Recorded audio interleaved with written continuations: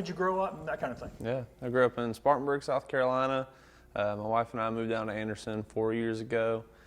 We love it. I've got twin daughters, and we are just enamored with our new hometown. Well, growing up in Spartanburg, did you ever think, one day I'm going to be working for an organization that helps the homeless and the people in need? Never. I grew up and experienced a lot of poverty. There's traces of substance abuse on every branch of my family tree. And growing up that way, a bit of you has a desire to get away from it and never deal with it again. And so through a lot of formative years and prayer and just doors opening, we ended up here. And so to say, I could not have called this at all, but there's a lot of joy in what we get to do now. What brought you to Anderson? My wife got a job with our church. Tell me about your church. Yeah, New Spring Church. Grew up there as a child. Started coming in 2009.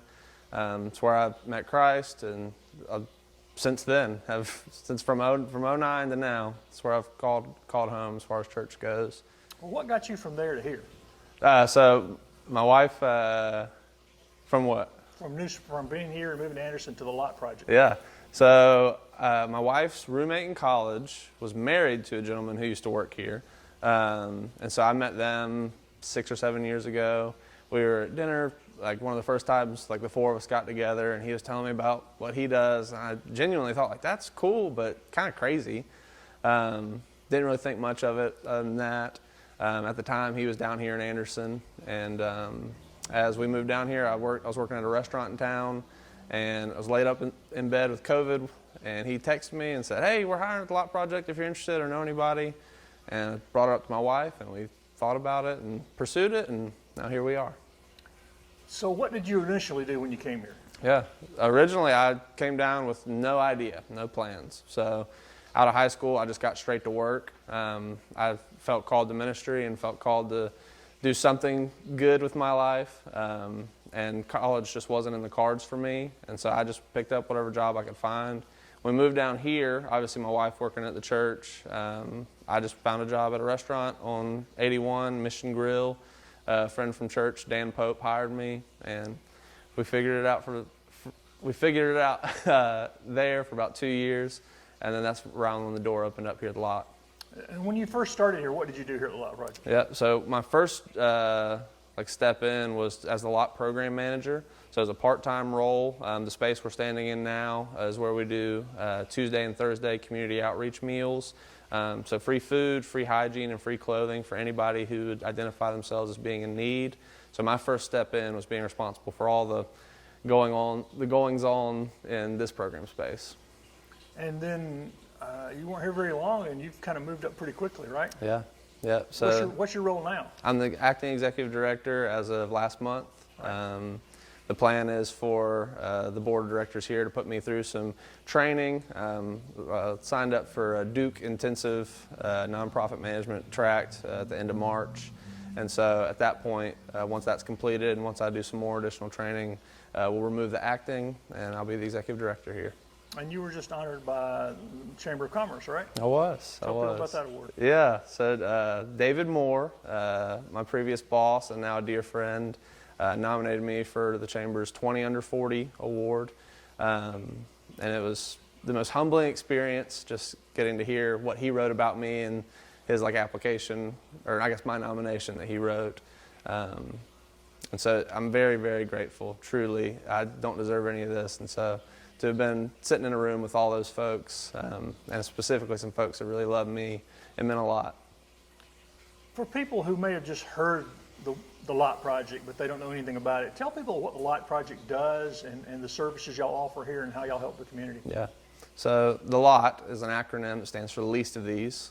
We are a faith-based organization, and so that term comes from Matthew 25, verse 40, where Jesus is saying to his disciples, whatever you did for one of the least of these, my brothers and sisters, you did it for me. And so internally, our view is that we are serving God as we serve our neighbors that are in need, whether that be homelessness or poverty, mental illness, long-term unaddressed trauma. Everybody eats and everybody wears clothes, so we cast a wide net, but we exist to equip folks with the resources they need to take their next steps. to build relationships with them as we connect them to opportunities in the community, and to walk alongside them as they become self-sufficient and become whole again. And how many folks do y'all serve here in a month or a year or something? Yeah, so in 2023 we served 1,300 unique individuals. Not all of those folks are homeless in the traditional sense. Primarily we're serving 4 main populations. That would be those affected by poverty, so folks that are housed but having access to resources pads their budget enough to keep them housed. Folks who are homeless, whether that be chronically or cumulatively over the course of the last handful of years. Members of the transient population that don't have a permanent nighttime residence, but they might be bouncing from family member's house to a local motel, something like that. And then also folks that are at the Salvation Army right around the corner. So lots of folks, lots of different backgrounds, but that's who we serve. So you'll have meals a couple days a week, and you have clothes. How does the clothing? Is this donations, and you'll have certain days people can come in, and Yep. or do they have to be referred? How does that work? Yeah, so we have a very low barrier of entry for anyone needing our services. All the clothing that's in this room, the shoes, blankets, belts, coats, jackets, pants and shirts, everything in here is donated by members of the community who support what we do. We accept donations on Mondays and Wednesdays every week. And then on Thursday, once a week, we open up this side of the room for anybody we're serving to come in and essentially go shopping. So with a volunteer kind of as their like attendant or whatever you want to look at it as, the guests can pick out, what color they like, what will fit them well, what's practically useful for them, things like that.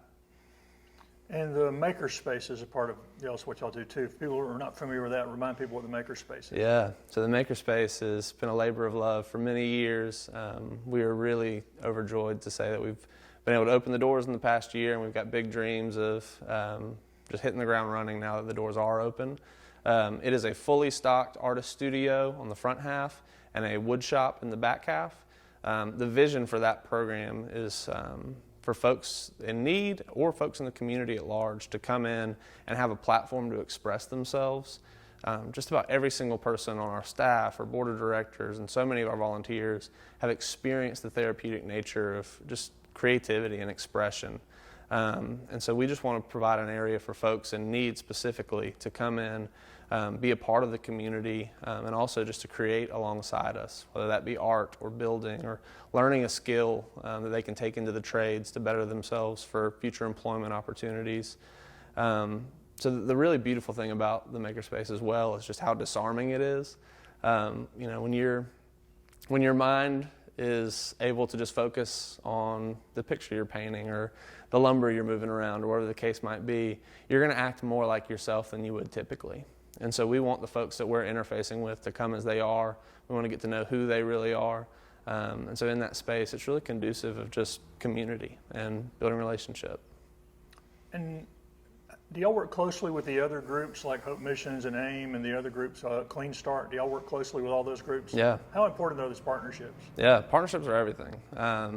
For us, the middle section of our mission statement says that we exist to connect people to the opportunities in our community. Whereas we may have access to clothes and hygiene items and dinner twice a week and a makerspace and urban gardens and all these things, we don't have access to every resource available. And so the fact that we have folks in our community that we are linking arms with and walking with is really, it makes it possible for us to solve more issues than just food and clothing.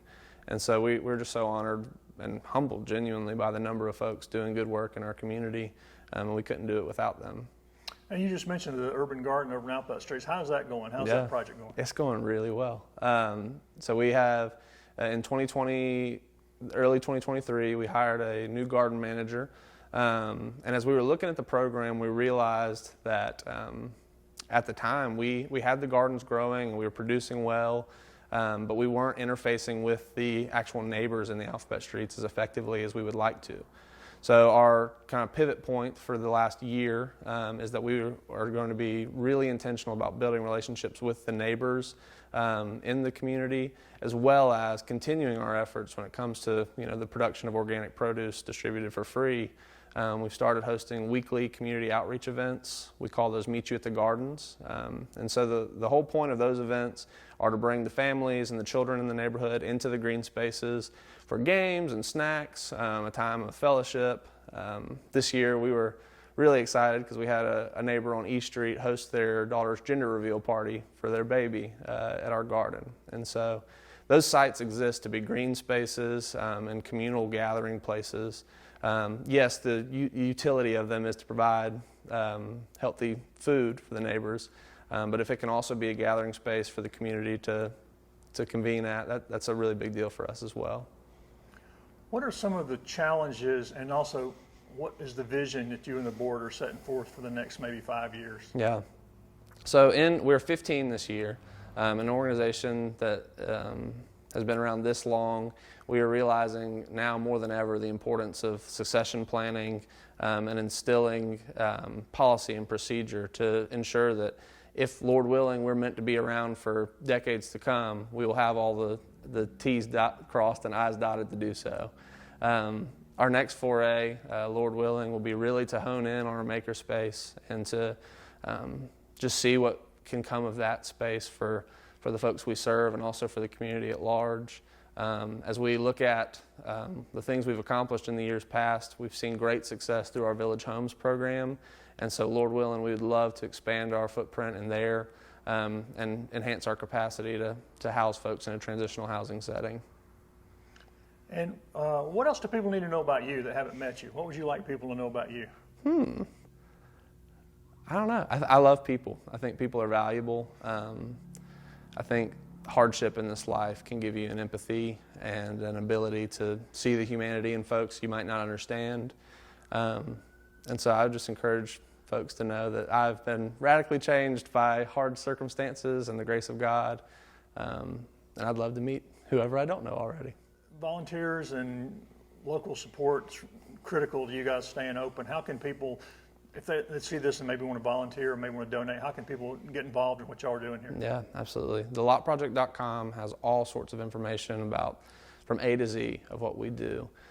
Really practically these days, we are always in need of volunteers. We currently host a volunteer orientation once a month. You can check out our website to find out more information about that. We also have a really exciting fundraising event coming up in the end of March, and that is Dancing for Our Heroes. It's an event put on by the Rotary Club of Greater Anderson, and we have 2 AU students, Erica Dash and DeAndre Hicks, as our celebrity dancers. All the money that Erica and DeAndre raise for this event will go directly to our organization to allow us to continue doing the work we are in the community. You can learn more information about that or choose to donate at thelotproject.com/events.